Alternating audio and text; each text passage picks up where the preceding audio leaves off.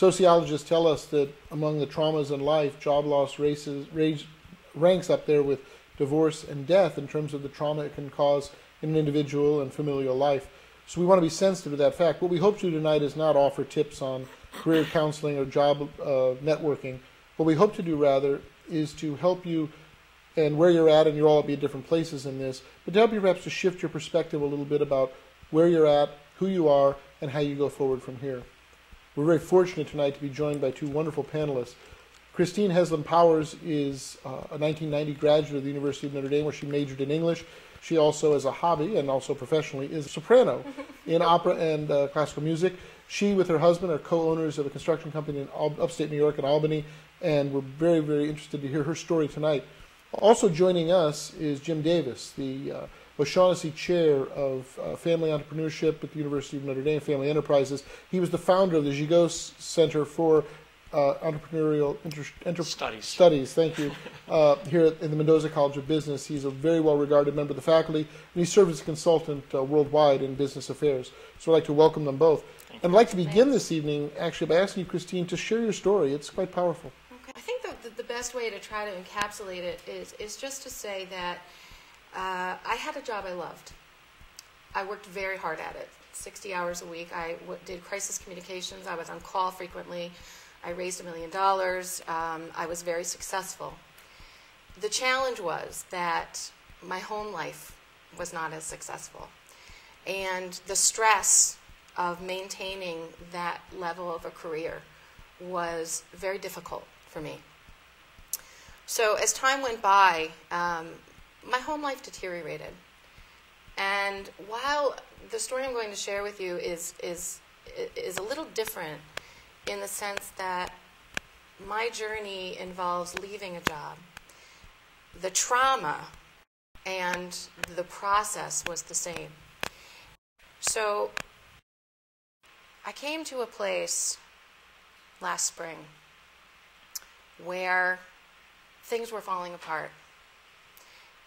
But I kept trying, I kept efforting, I worked harder. And what began to happen was that my job became so difficult that my health began to fail. So rather abruptly, I was pulled out on medical leave and was devastated because what I began to think was, what is wrong with me? So I spent several months in a very difficult place. I dealt with hopelessness, anger, panic, fear. What was going to happen to us?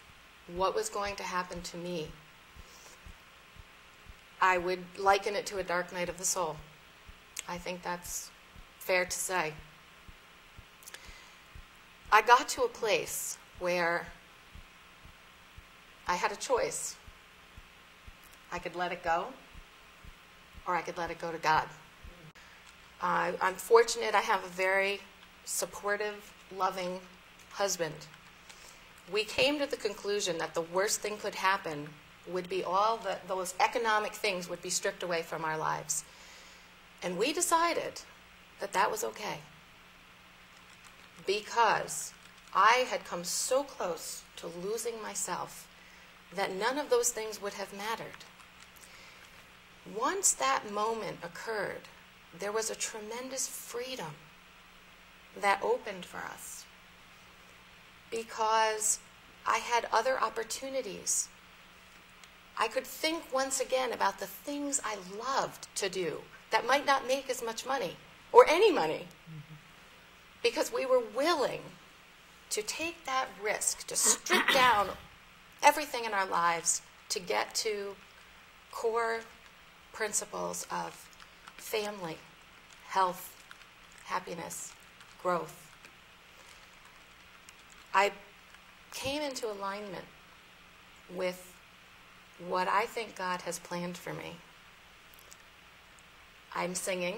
I've always been a singer. I'm singing again. I took the risk of joining my husband in his business. We had no idea how it would go in this economy. We're doing okay. So as I sit here, I just hope that somehow this will resonate with someone out there who's listening. You are in a place where you don't think anything's ever going to change, and it's so hopeless, and you've lost who you are. You've lost so much.